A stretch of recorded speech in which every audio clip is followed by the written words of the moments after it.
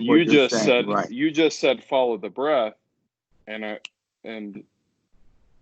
that's what I needed to hear. Okay, so let's look at it from this perspective then. What I have the intention of teaching is the teaching of the Buddha, dukkha, dukkha nirodha. Mm-hmm.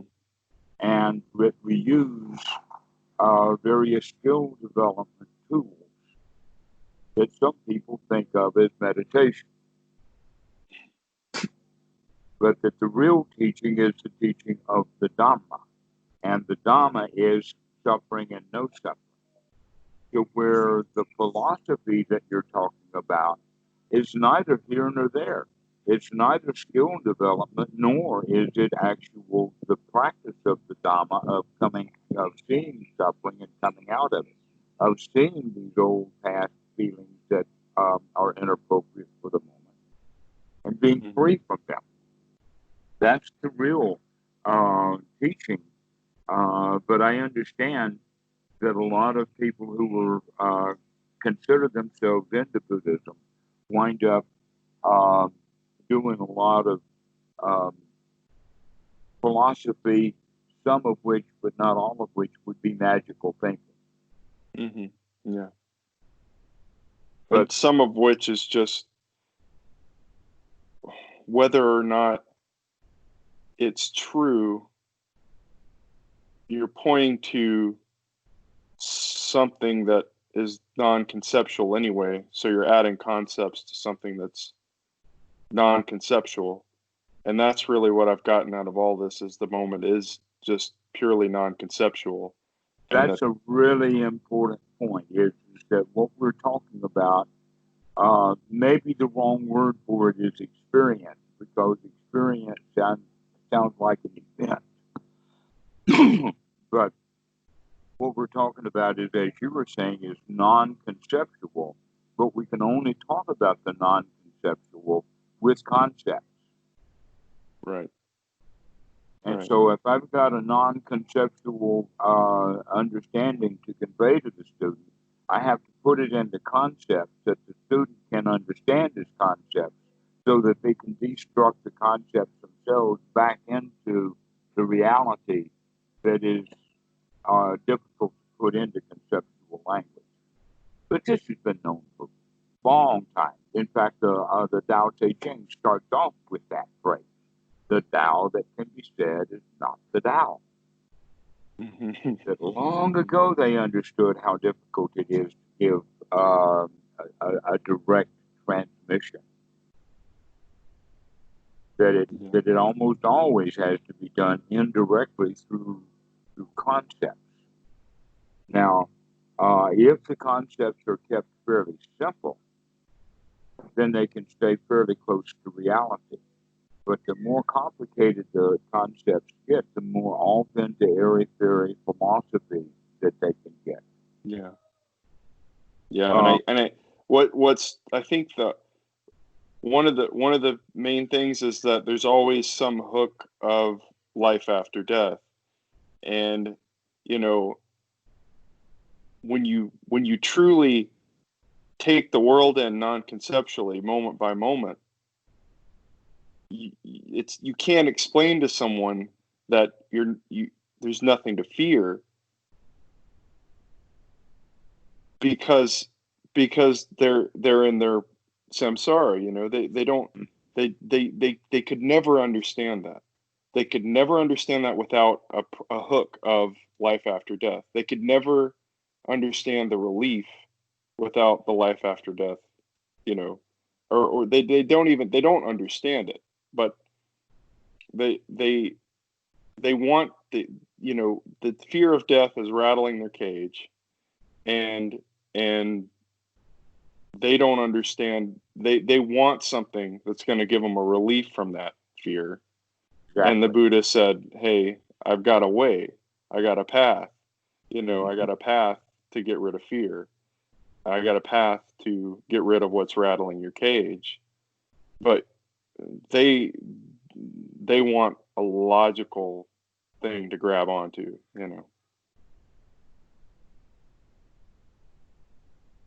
Well, maybe it's not a lot. They want something to grab onto, Yeah.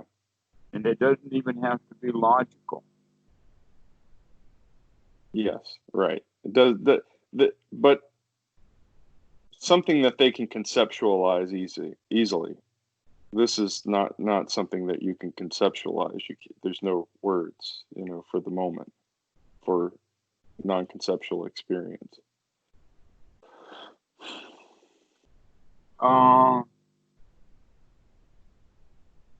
There's many different ways, I think, to work it out, but I think everyone has to kind of to work it out, to understand that every story about life after death, every one of them has no basis in reality, no evidence, and that everything that we know about goes against that belief. Mm-hmm. Yeah. And you can also see that the desire for um, perpetual life, of not dying, uh, is not quite as old as the hills, but it's certainly older than the pyramids. Mm-hmm. And that um, it really has to do, gosh, I'm not sure if we can get too deep into this. It has a lot to do with capitalism. Mm-hmm. That capitalism is that system to whereby um, the worker does not get the benefits of his labor. And our whole society is set up like that. At every job you take, if the employer makes some kind of cost benefit analysis that paying you not what you're worth, but paying you less than what you're worth means that the rest of what the addition after what you're paid is his. You understand what I'm getting at? Well, say the last part again. I'm sorry, my son. Okay. The That no, I that think I know what you're getting at. right, that capitalism is the system whereby the worker does not get the benefit of his labor, not all of it. He's only paid part of what he is given.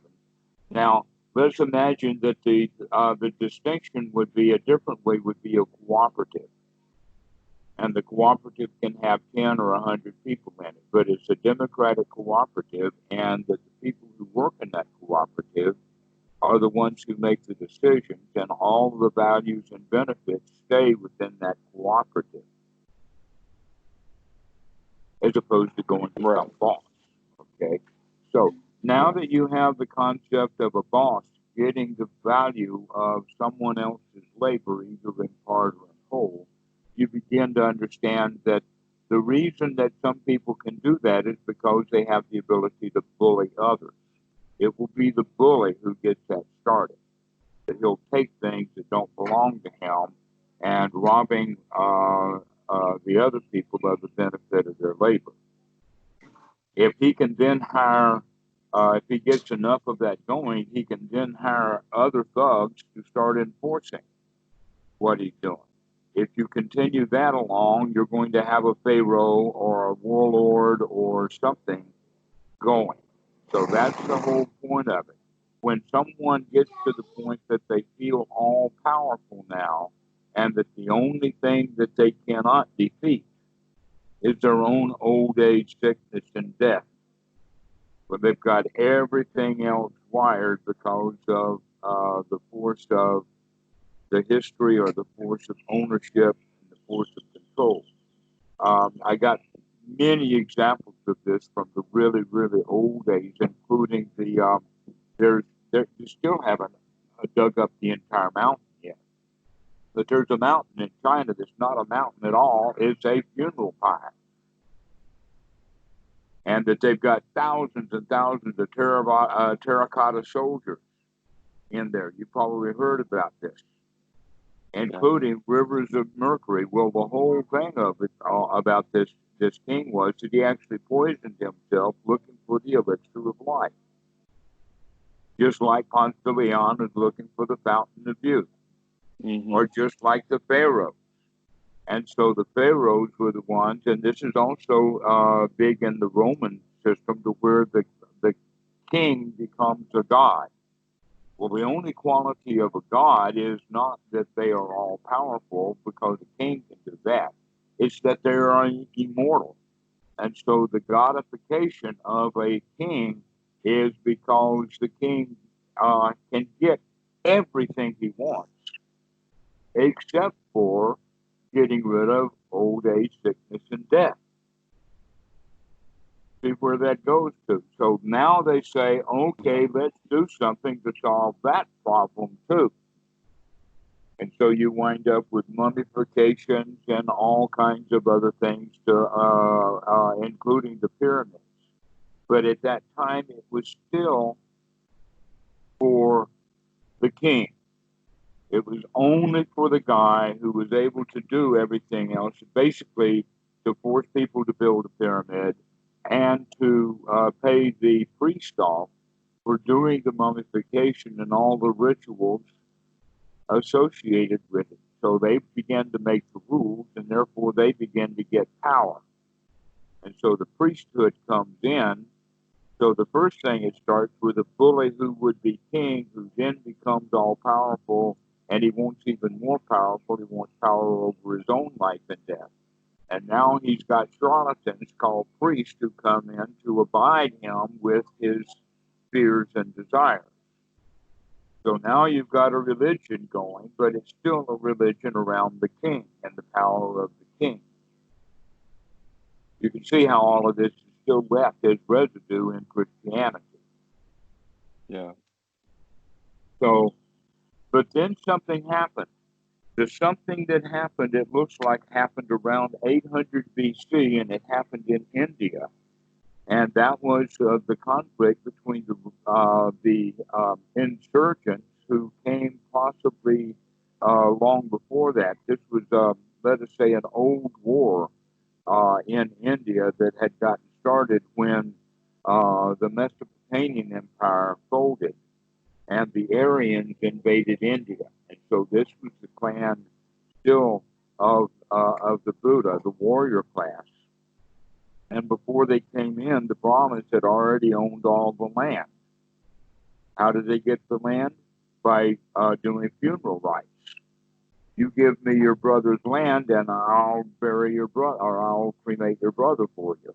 You know, that was the kind of way, and so it still works like that in Varanasi, at the river Ganges. That it sometimes people will have to give up vast, vast areas of land to the Brahmins to get them to do this. Wow. Uh, so back to that time, then the Brahmins who said, "Well, we deserve this. We are the prince. We are the priest. We're the ones in charge of the religion." In fact, what they're saying is that we are the gatekeeper to the beyond. We've got it. If you want a good birth, a rebirth, you've got to do it our way. And so that was the basis of it. Now the next point is that, well, we are the Brahmins. How did we get Brahmin? Why are you not a Brahmin? Well, we are Brahmin because we were good in the past, and you're not Brahmin, which means that you were not good in the past. And now we bring in the law of karma, the law of perpetual karma.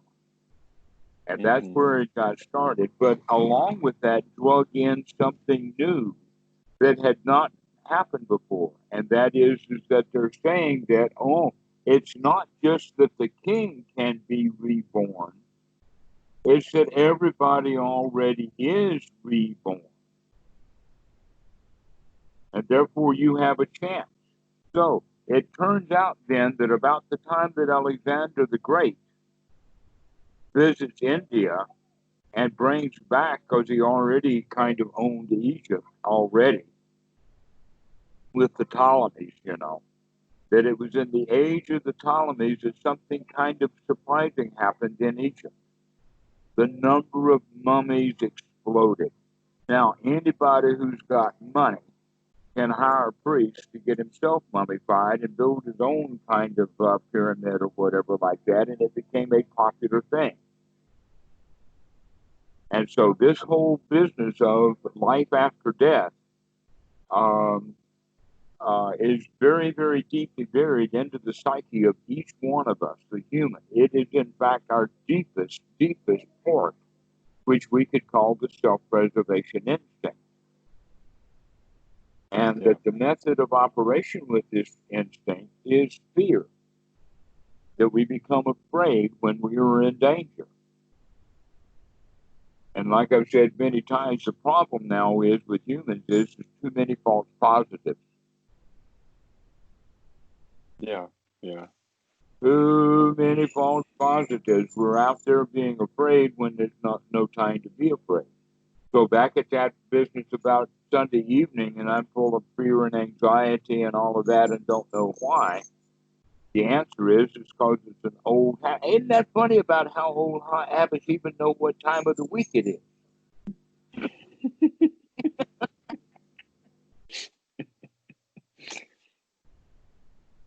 Mm. Yeah, I remember reading I read this book called The Pillars of the Earth.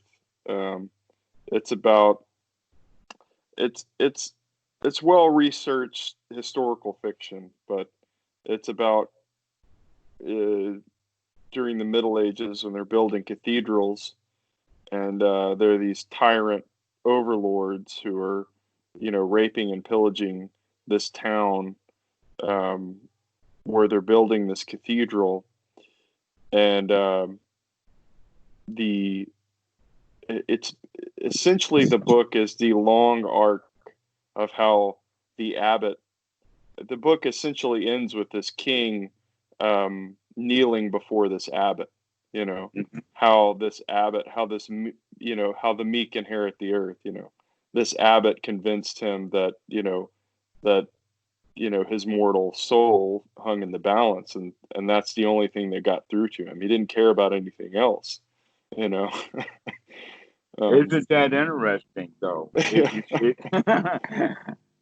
Yeah. You're just kind of repeating the Middle Ages version of what happened with the first Pharaoh. Yeah. Yeah. Yes, the priests come in and take control because they're the ones who guard the door to the afterlife. Right. Yeah. I mean, when there's no other, everybody's going to look for their way to get on top, and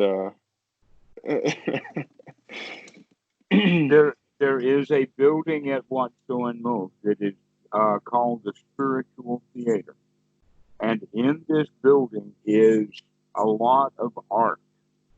Some of the pieces of art are are big, like maybe a 10 by 10 foot, and others are of various sizes. And one of them up on the second floor is an image. Basically, the whole image is the image of a kind of an ornate staircase, the kind of staircase you would find in the Capitol building, in the rotunda, or maybe in a fine hotel or something like that. So this is the staircase, and that at the top of the staircase, the staircase kind of um, gets goes off into the clouds. After about 10 or 15 or 20 steps up to it's just kind of clouds take open. You don't quite know where the staircase leads. The standing at the bottom of the staircase in this drawing is the pictorial representation of a mullah, a priest, a preacher, a Buddhist monk, and something or another. And they're all there locked in arms, standing guard in front. That's great. Of this ladder or of this staircase. Uh-huh. Yeah, so Okay. And so this picture that I'm talking about is a pictorial representation that the priesthood becomes the guard to the afterlife. Yeah. And your example of that is good. I mean, it's very common in the Middle Ages that people could be brought to heel by some priest saying, "I'm going to excommunicate you" or something. Yeah. So that shows the power of that kind of fear. But all of it is based upon magical thinking. Mm-hmm. Because the magical thinking is, oh, I am prayed to and prayed of death. And I don't have too much more time left, but in that same thing, another thing I've been thinking about is talking about actions having mixed results, Mm-hmm. and Yes, and I was thinking about the Buddha himself and Jesus and how even their limited actions to try to spread this truth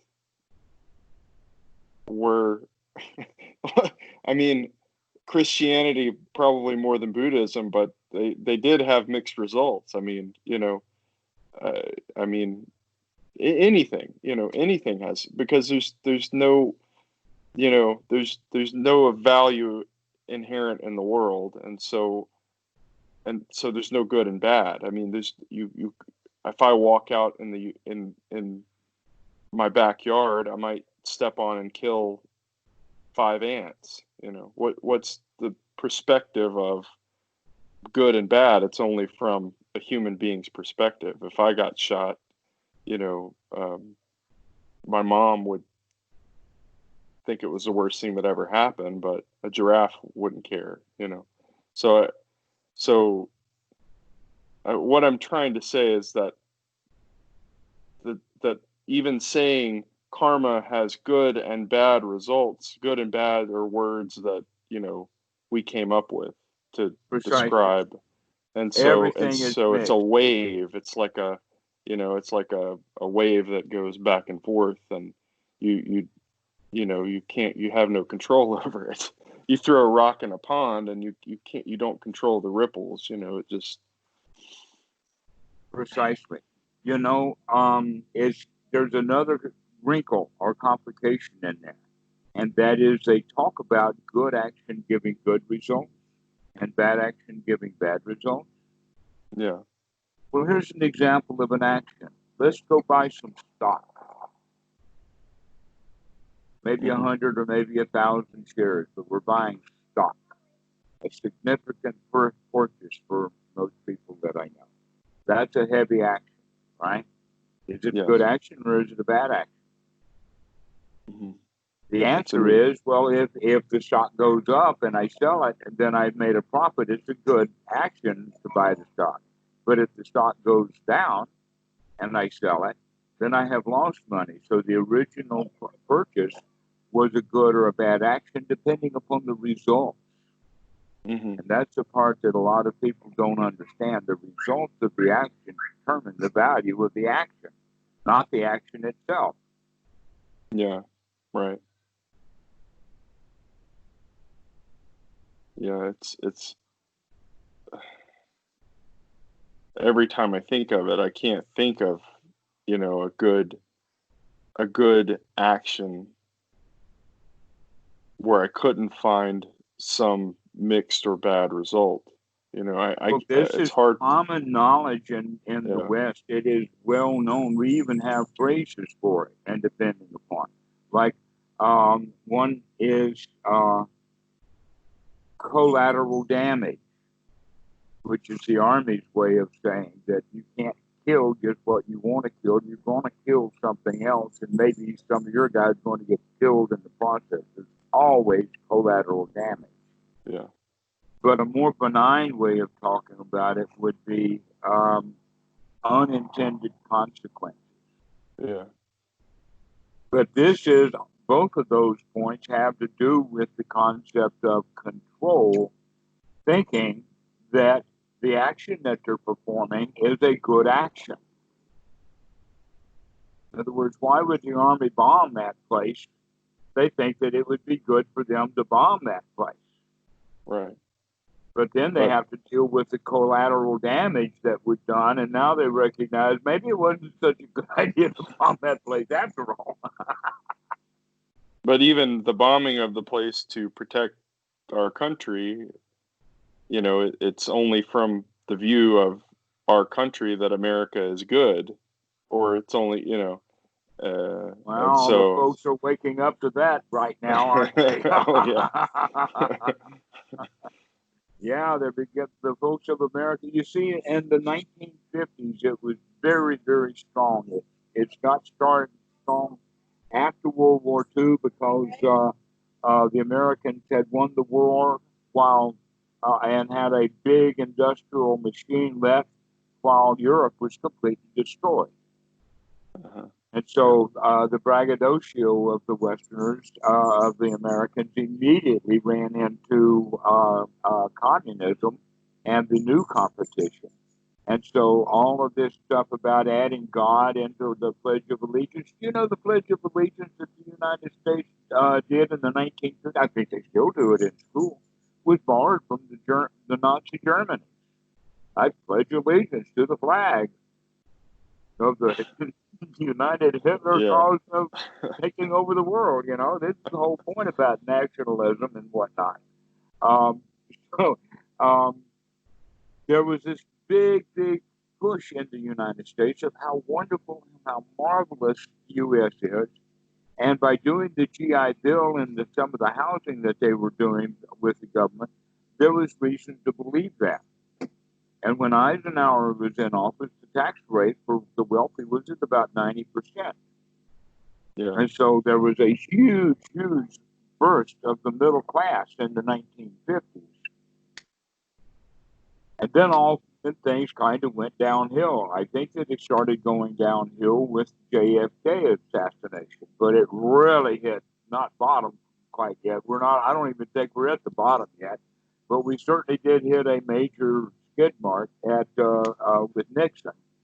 And it seems like now that after Eisenhower has been in office, that every Republican that's in office is trying their best to take the very best out of America and give it to the wealthy.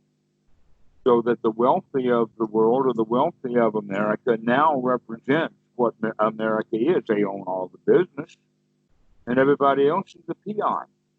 right. I have read recently that 67 people, just 67 people, own half the wealth of the world. Yeah, It only yeah. took 67. And yet I I know a I know this huge all too number of well. rich people that are on the other side of that half. So We you, we donated quite a bit of money to Bernie Sanders, and we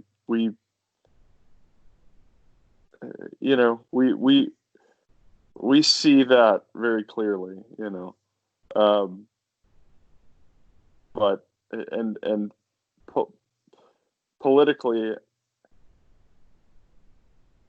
it's like him. It's like it's what were his actions? What I where I was thinking, and that's what really broke it down for me is that I was really involved in that campaign, and donated and volunteered and all of this, and then it just got demolished by this corruption. I mean, it got demolished by capitalism. So, you know, essentially, the campaign where the people with the money, the campaign that the people with the money liked was the one who prevailed. And so, and so, in some ways, though, you have to keep saying so far so good because we haven't seen what um, Biden is actually going to do. Because he's yeah, being, let us say, educated right who knows? Who knows what he'll do? I don't know. I know that he came from credit card companies. Like that's where that's how he got into power. That's how he got to where he is that he was very involved in these credit card companies. So Well, yeah, let me ask you this. Do you know any poor people who are in any state legislatures or any federal no, big jobs? No. I mean, well, Bernie Sanders was a socialist when he became a mayor, and he's definitely one of the poorest senators.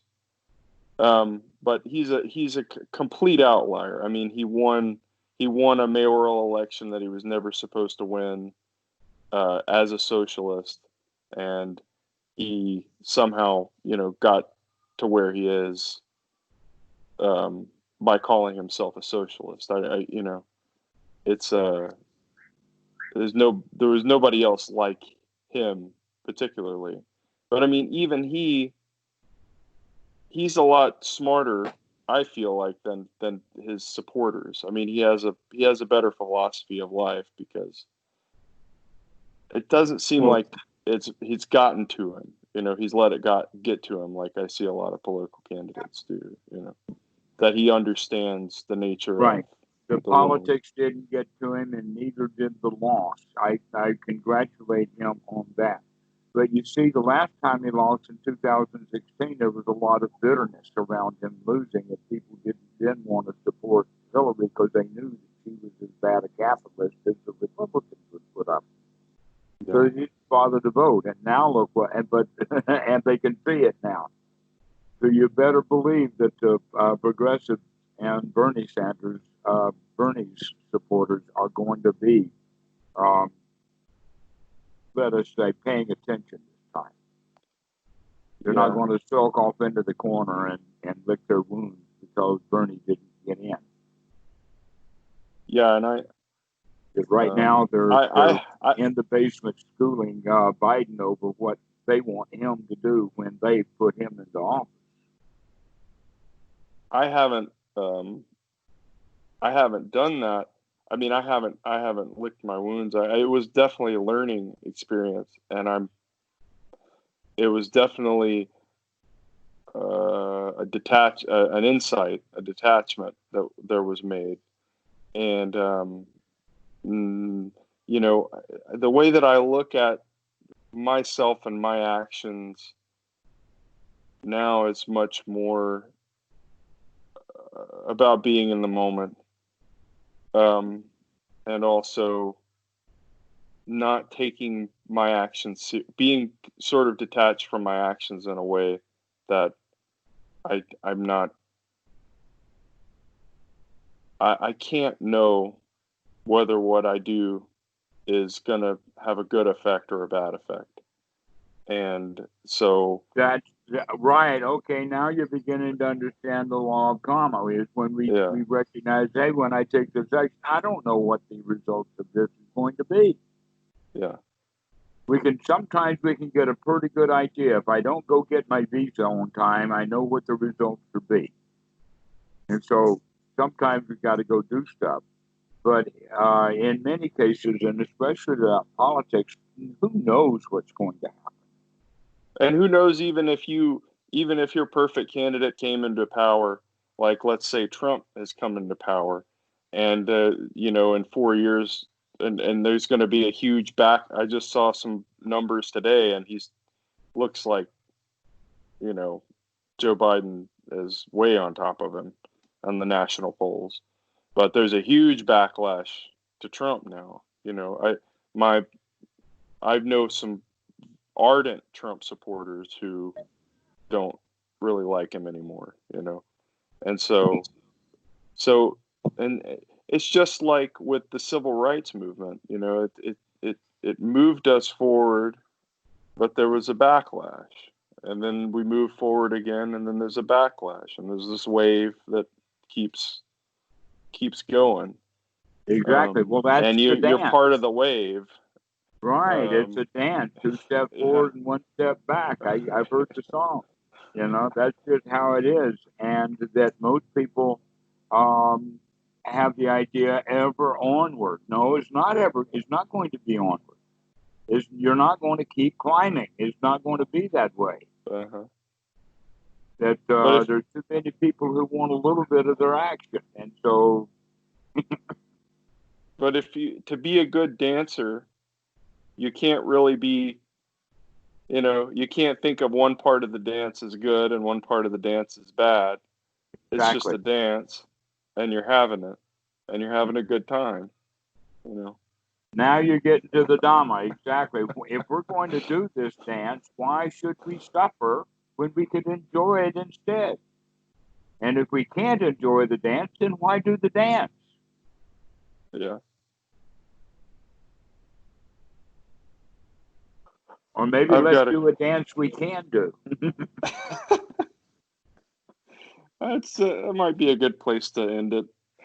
All right. Well, I've enjoyed this conversation. We'll Hey, I touch have this. to. We'll see you later, Eric. I know you got to go. Bye Bye. bye. See you, Dhammarato.